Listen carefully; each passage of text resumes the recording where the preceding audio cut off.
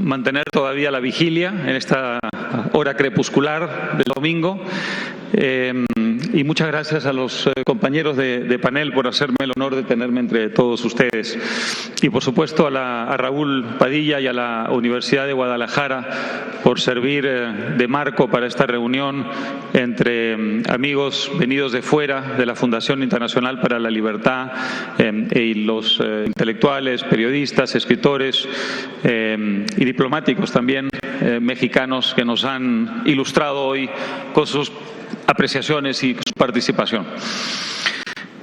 No sé si Gerardo está en la sala, pero se le olvidó una extravagancia mucho más reciente en Argentina, que es que la CGT, que es el sindicato peronista en Argentina muy importante, que le hace la vida imposible a los gobiernos que no son peronistas, acaba de pedir al Papa Bergoglio que beatifique a Evita Perón. Y la extravagancia no es que hayan pedido eso, sino que todos sospechamos que el Papa va a dar su consentimiento a ese pedido. Así que vamos a estar vigilantes y a la espera. El título de esta mesa es Las garantías de la libertad, las instituciones como contrapesos democráticos. La primera idea que quiero sembrar en la sala es que no hay tal cosa, no existen garantías de la libertad. La Argentina de 1853 establece una democracia liberal, probablemente en términos institucionales y en términos económicos la más avanzada de su tiempo en este hemisferio, y gracias a ese marco institucional Argentina despegó y durante 70 años fue uno de los países, como recordó Gerardo, más avanzados de su tiempo, un país que era un magneto que atraía hacia sus costas a gentes que emigraban desde Europa y desde muchas otras partes del mundo, y llegó a tener uno de los niveles más altos de vida. Y sin embargo la democracia argentina empezó a degenerar probablemente a partir de los años 20. Hay un debate fascinante entre los intelectuales y historiadores argentinos para determinar exactamente cuándo empieza el declive argentino. No empieza con Perón, el declive argentino empieza un poco antes, solo que es muy lento, muy gradual, casi invisible hasta ya entrados los años 40, pero hay gente que con mucho criterio, me parece a mí, y muy convincentemente ha demostrado que ya desde los años 20 empieza a haber una degeneración del marco institucional y también una desviación de la orientación económica de ese país, que tiene a partir de Irigoyen una cierta eso mismo, una cierta desviación que luego va acentuándose y que con el golpe del año 30 ya pasa a convertirse en una Argentina muy distinta, y Perón surge pocos años después en ese contexto. Las garantías de 1853, por tanto, duraron un cierto tiempo, pero eran garantías evidentemente precarias. La Venezuela de 1958. Venezuela hace una cosa muy importante. Su élite, la tan denostada élite, los famosos escuálidos a los que se refería, recuerdan ustedes, muy peyorativamente el comandante Chávez, logran algo muy importante. Después de muchos años de inestabilidad, pactan entre ellos un sistema plural, un sistema abierto, un sistema estable, institucionalizado, previsible, para darle a Venezuela no solamente democracia, sino también prosperidad. Bueno, y ese sistema parecía un sistema con candados, con garantías, para que la democracia bajo Estado de Derecho perdurara. ¿Y qué pasó 4 décadas después? Todo eso sucumbió y todo eso colapsó. Esas garantías no eran tales. Los que estamos fuera, los que están dentro lo ven quizá de manera distinta, pero los que estamos fuera vimos el proceso mexicano del año 2000 precisamente como eso, como el surgimiento, la creación de garantías para la libertad. Yo recuerdo haber vivido la parte de la resistencia democrática contra la entonces dictadura de Fujimori, que vivía su último periodo, y yo vine a visitar a la gente del IFE, a su presidente sobre todo, pero a mucha otra gente también, con el entonces candidato Alejandro Toledo, que hoy vive circunstancias muy distintas, pero que entonces era el gran adalid de la lucha por la recuperación democrática en el Perú. Y vinimos ¿a qué? A que nos enseñaran los mexicanos a reconstruir democracia. y entre ellas, por supuesto, esa institución clave en una democracia para que esa democracia sea creíble, que es la del ente electoral, el ente que tiene que regir el proceso electoral para que haya un mínimo de credibilidad en ese proceso de transición. De modo que en aquel México de hace algunos años parecían empezar a surgir unas garantías a la libertad que se convirtieron en modélicas. Me contaban hoy que poco después de esa visita que hicimos a México, cuando sucumbe el régimen de Fujimori, empieza Naciones Unidas a tener una participación en el proceso de transición y específicamente en la creación de un ente electoral sano, limpio y creíble. Y lo que hacen es, inmediatamente llaman a quién, llaman a Suecia, llaman al Reino Unido, no, llaman a México para que viniera a enseñarles a los peruanos cómo hacer un proceso de transición. Bueno, pocos años después estamos aquí, bajo la sombra ominosa del gran Orozco, mi muralista favorito, dicho sea de paso, porque creo que era el menos dogmático de ellos y el más libre de todos ellos, discutiendo ¿qué? Discutiendo la posibilidad de que las instituciones democráticas mexicanas, que entonces los que estábamos buscando democracia en otros países latinoamericanos utilizábamos como inspiración, termine degenerando. De modo que la primera idea es esta: no hay garantías para la libertad, no las hay en ninguna parte del mundo. Es una lucha que hay que dar generación a generación, que nunca está ganada del todo y que siempre puede ser susceptible de reveses. Una de mis objeciones mayores a algunas de las democracias más avanzadas de América Latina, como la chilena, o incluso de Europa como la española, es que la tercera generación, quizás la tercera o la cuarta generación, que ha dado por sentada la prosperidad que labraron con enorme esfuerzo sus abuelos y bisabuelos, se ha comportado de una manera enormemente irresponsable, derrochando aquello que le legaron las generaciones anteriores, pero esa responsabilidad es compartida también por esas generaciones anteriores que no supieron transmitir a las siguientes las claves del éxito, las claves de la prosperidad. Esa transmisión generacional me parece a mí que es una de las claves de la tradición democrática en aquellos países donde existe, pero aún así, repito, no hay garantías para la libertad. Quiero, antes de abrir la discusión, yo voy a moverme ya en la segunda ronda, me meteré un poquito más antipáticamente como extranjero en el tema mexicano. Voy a hacer una pequeña introducción más bien teórica, más bien un poco digamos, sobrevolando el asunto mexicano, porque quisiera convencerlos a ustedes de que lo que ustedes están viviendo, esta discusión, esta tensión, este debate, en realidad es tan antiguo como la civilización. Y no solamente es tan antiguo como la civilización, sino que se ha producido en los mismos términos casi en todas partes, y que ustedes son herederos de esa discusión, que me parece a mí una manera de ilustrar que esta batalla no está nunca ganada del todo. Miren, si ustedes releen, todos ustedes la deben conocer de sobra, la famosa oración fúnebre de Pericles, en el 5 siglos antes de Cristo, él dice: ¿cuál es la clave de la democracia ateniense? Hace una disquisición muy interesante sobre la democracia ateniense, pero dice: la clave es la igualdad de derechos, lo que hoy quizá traduciríamos como la igualdad ante la ley.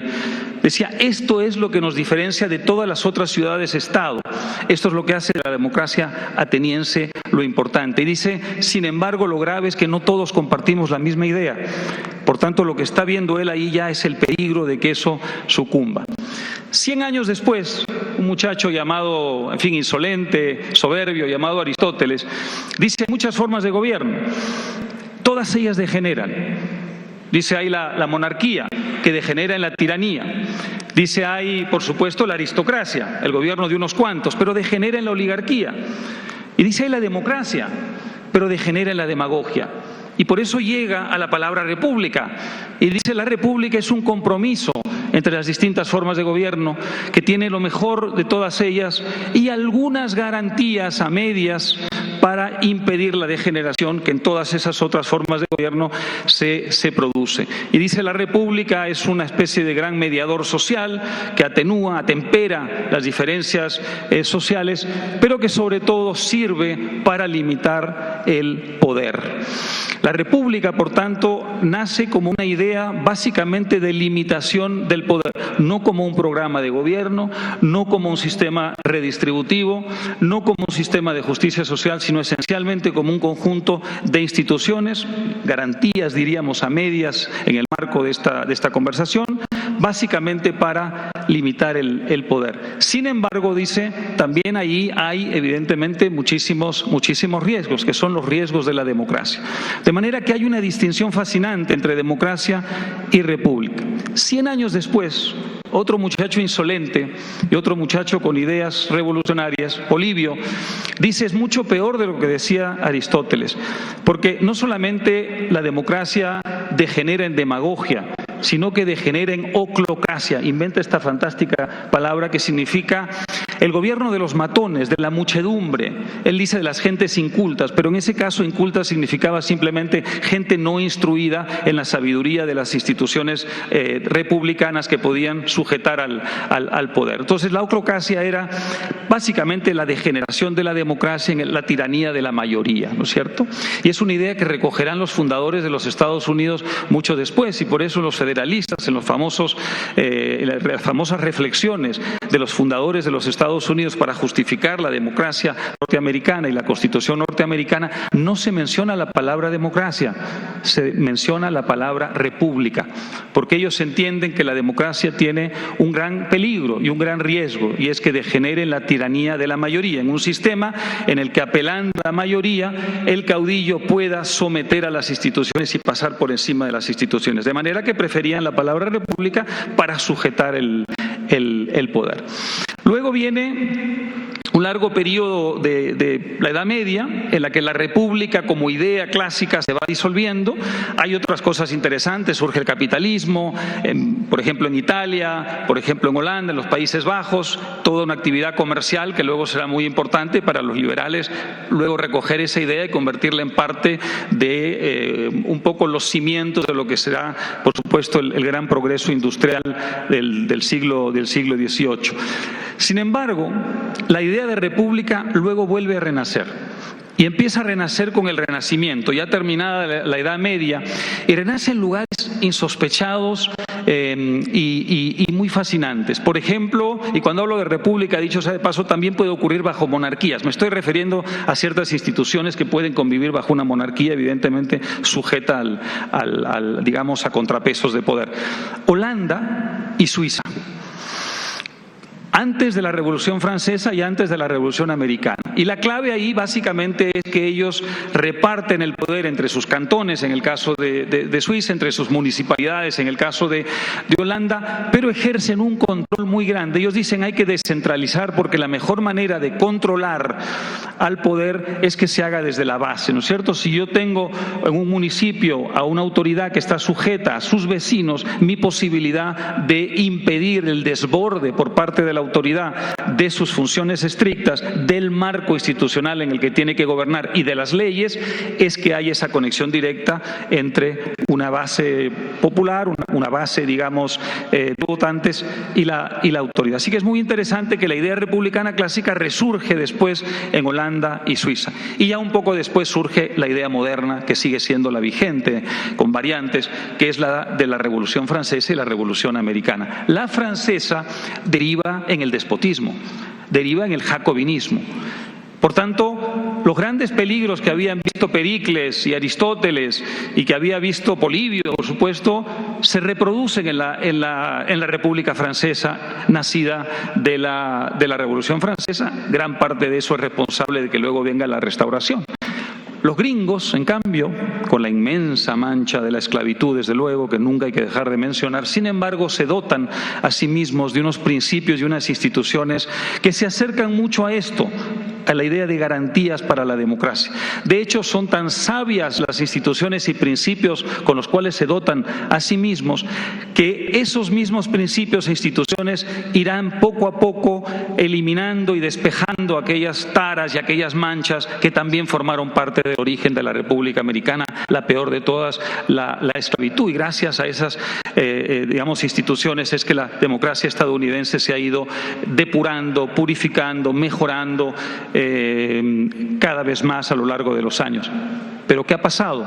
Que aún así, por tradicional, por antigua, por sólida que haya sido, y por más que haya sido fundada quizá por la más brillante generación de líderes políticos de la historia moderna, los padres fundadores de los Estados Unidos, esa democracia también ha probado ser una democracia con garantías precarias. Desde luego no tan precarias como las de Venezuela, y por eso Trump se ve constantemente obligado a limitar sus excesos por instituciones que no le permiten excederse demasiado, pero aún así esas instituciones están siendo sometidas constantemente a un embate que seguramente no es nada bueno para ellas. De manera que con esto lo que quiero es básicamente transmitir la idea de que esas garantías no existen nunca, no existen ni siquiera en los países más avanzados de la Tierra, mucho menos van a existir en países como los nuestros, donde todavía las estamos forjando y todavía las estamos sometiendo a prueba. Quiero terminar con una reflexión rápida sobre América Latina. América Latina ha sido heredera de muchas de estas tradiciones occidentales, pero también de una que yo creo que ha sido muy nefasta para nosotros y que llegó probablemente con los españoles y con los portugueses, que es el mito y la utopía. No me refiero al mito y la utopía, por supuesto, en el mundo de la creación literaria, en el mundo de la imaginación, en el mundo de los muralistas. Me refiero al mundo de las instituciones, del orden social y de la política, ¿no es cierto?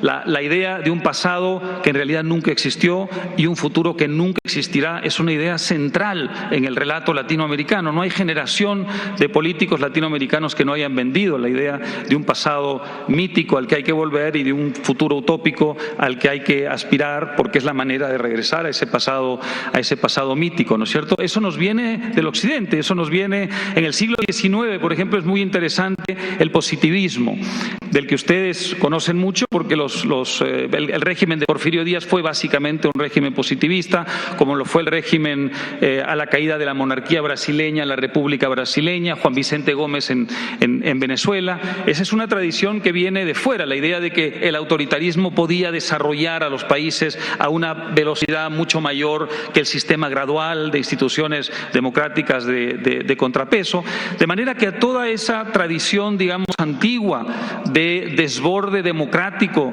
de las instituciones republicanas se añadía la idea del mito y la idea de la utopía, que formaban parte de un relato extraordinariamente poderoso que sigue muy vivo todavía y que nos hace a los liberales extraordinariamente difícil combatir el populismo, porque entre el relato mediocre, aburrido, grisáceo, plumbio, catastrofista a veces, de catastrofista en el sentido de que si un liberal tiene que heredar, por ejemplo, lo que heredó Macri en Argentina y tiene que decirles a los argentinos, miren, para salir de aquí tengo que imponerles aún más sacrificios de aquellos que acaban de sufrir, pues evidentemente es un discurso que está en enorme desventaja emocional, emotiva y simbólica frente al discurso populista que les está ofreciendo el paraíso a la vuelta de la esquina a los ciudadanos. Así que contra toda esa tradición estamos luchando quienes defendemos la libertad, pero mis últimas palabras no son de ninguna manera derrotistas, de ninguna manera pesimistas, simplemente son realistas. Tenemos detrás nuestro ese enorme y complicado y pesadísimo bagaje, y lo que tenemos que hacer es cada generación dar una nueva batalla por la lucidez, una nueva batalla para tratar de que las ideas que han hecho más prósperos, más estables, menos violentos, más civilizados y más vivibles a los países más avanzados de la Tierra también arraiguen de una vez por todas en América Latina. Muchas gracias.